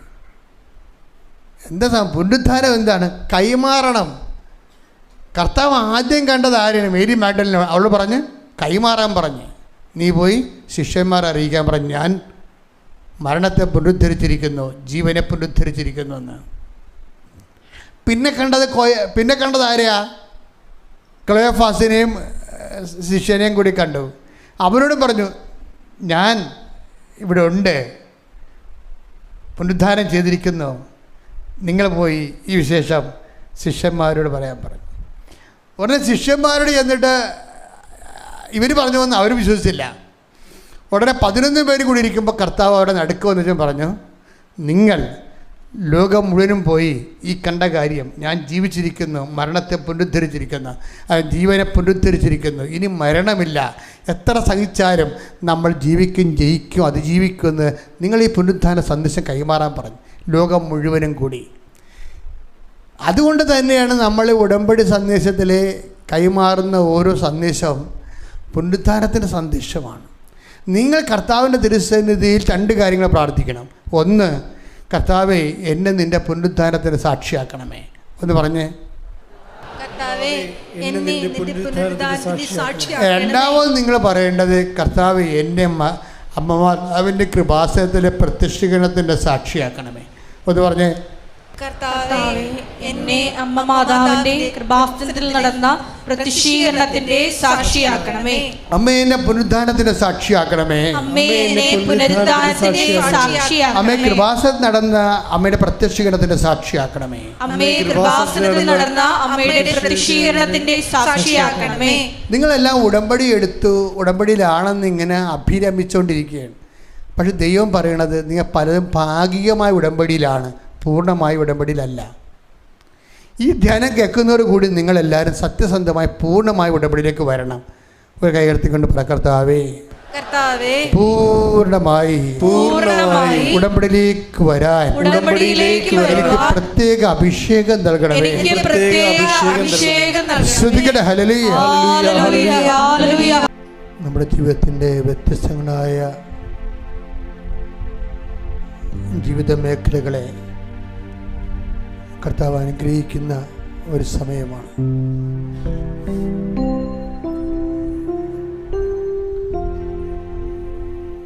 രോഗാതുരമായിട്ടുള്ള വേദന കൊണ്ട് ഉറങ്ങാൻ പറ്റാത്തവരുണ്ട്. നിങ്ങളവരെ ഓർക്കണം. അവരിവിടെ ഉണ്ടെന്നല്ല എൻ്റെ അർത്ഥം. നിങ്ങളോട് അപലാതി പറഞ്ഞവരുണ്ടാകും, അവരെ നിങ്ങളിപ്പോഴും ഓർക്കണം. ചില കാര്യങ്ങളൊക്കെ കർത്താവ് തന്നെ നേരിട്ട് അത് അറസ്റ്റ് ചെയ്യേണ്ടതുണ്ട്. ഉറങ്ങാനും മരുന്ന് വേദന മാറാനും ചില രോഗികൾക്ക് അവർ കഴിക്കുന്ന മരുന്നുകൾ പ്രയോജനകരമല്ല. മരുന്ന് കഴിച്ചിട്ടും അവിടെ വേദന മാറുന്നില്ല, ഉറങ്ങാൻ പറ്റണമില്ല. അങ്ങനെയുള്ളവരെ നിങ്ങൾ അനുകമ്പയോടുകൂടി കാണണം. നിങ്ങളാണ് ആ അവസ്ഥയിലെങ്കിൽ എന്ത് ചെയ്തേനും എന്ന് ഓർത്തിട്ട് അവരെ മനസ്സിലോർത്തുകൊണ്ട് അവർക്ക് ഉറങ്ങാനും വേദന മാറാനും രോഗം സുഖപ്പെടാനും അവരുടെ പേരും മുഖവും മനസ്സിലോർത്തുകൊണ്ട് കർത്താവിൻ്റെ നാമത്തെ കൈയുയർത്തിക്കൊണ്ട് സ്തുതിക്കട്ടെ. ഹല്ലേലൂയ ഹല്ലേലൂയ ഹല്ലേലൂയ യേശുവേ ഹല്ലേലൂയ. ഈജിപ്ത് നടപടിയെ നേരിടുന്നവരുണ്ട്. എൻ്റെ മക്കളെ, എല്ലാ വിഷയങ്ങൾക്കും ദൈവതിരുസന്നിധിയിൽ മറുപടിയുണ്ട്. ഇന്നലെ ഒരു സാക്ഷി ഞാനിവിടെ പറയണത് കേട്ടത്, അവർക്ക് വഴിയില്ല, വർഷങ്ങളായി വഴിയില്ല. അപ്പോൾ ഉടമ്പടി എടുത്തതിന് ശേഷം അവർ ഒരു ആളെ കണ്ടുമുട്ടി, അവിടെ അയൽവാസിയെ. അവരുടനെ ഇങ്ങോട്ട് ചോദിക്കുകയാണ്, നിങ്ങൾക്ക് വഴി ആയില്ലല്ലേ, നാളെ വഴി ഉണ്ടാക്കാമെന്നും പറഞ്ഞ് അയാളൊരു മതിൽ പൊളിച്ചു കൊടുത്ത്. അതൊക്കെ ഇത്രയും സ്പീഡാണ് ഈ വിഷയങ്ങളെല്ലാം. നമ്മുടെ രാജേഷിൻ്റെ കാര്യം തന്നെ ഓർത്ത രസമാണ്. രാജേഷ് ഒരിക്കൽ വൈഫിനെ വിളിച്ചു, എടീ മുഹമ്മയിലൊരു വീടുണ്ടാകും, കർത്താവ് എന്നെ രാത്രി കാണിച്ചതാണ്. അത് തുറന്ന് നോക്കുമ്പോൾ അതൊരു മാതാവുണ്ട്, അത് നമുക്ക് വാടകയ്ക്ക് വേണ്ടി നീ മേടിക്കണമെന്ന്. അപ്പോൾ രാജേഷിൻ്റെ വൈഫ് പറഞ്ഞ്, അങ്ങനെ വെച്ച് പൂജിക്കുന്ന രൂപങ്ങളും കൊണ്ട് ആരെങ്കിലും ഇട്ടിട്ട് പോവുക? എനിക്ക് തോന്നുന്നില്ല അങ്ങനെ മാതാവിനെ വണങ്ങിക്കൊണ്ടിരുന്നവർ അതവിടെ വെച്ചിട്ട് പോകുമെന്ന്. അപ്പോൾ രാജേഷ് പറയും, നീ ചെന്ന് നോക്ക്, അമ്മ എന്നെ കാണിച്ചതാണ്, ഞാൻ ഇരിക്കുന്ന വീട് നിനക്ക് തരാമെന്ന്. അപ്പോൾ ആ ഒരു മുതലാളി ഈ സ്ത്രീയെ കൊണ്ടുപോയി ഒരു ഒഴിഞ്ഞ വീട് കാണിച്ചു കൊടുക്കും, ഇത് വാടകയ്ക്ക് തരാം എന്ന് പറയും. അപ്പോൾ അത് തുറന്ന് നോക്കുകയും തിരുഹൃദയത്തിൻ്റെ നമ്മുടെ മാതാവിൻ്റെയും ഈശോയുടെയും ഉണ്ണീശോയുടെയും ഔസേപ്പിതാവിൻ്റെയും രൂപം അതിൻ്റെ തിരിക്കാറുണ്ട്. ഈ പറഞ്ഞ പോലെ തന്നെ ചില കാര്യങ്ങൾ നിങ്ങളെ കുറച്ചുകൂടി നിഷ്കളങ്കമായി ദൈവത്തോട് ഒരു റിലേഷൻ സ്ഥാപിക്കണം. കാര്യം ദൈവം ചെറിയ കാര്യങ്ങളും വലിയ കാര്യങ്ങളും ഒന്നുമില്ല, എല്ലാ കാര്യങ്ങളും ദൈവത്തിന് മറുപടികളുണ്ട്. പ്രാർത്ഥിക്കുക, കർത്താവേ ജപ്തി നടപടി നേരിടുന്നവരെ ഞങ്ങൾ ഇപ്പോൾ സമർപ്പിക്കുന്നു. സാമ്പത്തിക ക്ലേശങ്ങളാൽ ജീവിതം നരകിക്കുന്നവരെ പുതിയ പോംവഴിക്കായി ഇപ്പോൾ സമർപ്പിക്കുന്നു. കല്യാണം ഒത്തുവരാത്തവരെ, ജോലി ശരിയാകാത്തവരെ, കർത്താവേ വീണ്ടും ഞങ്ങൾ അടുത്ത ഞായറാഴ്ച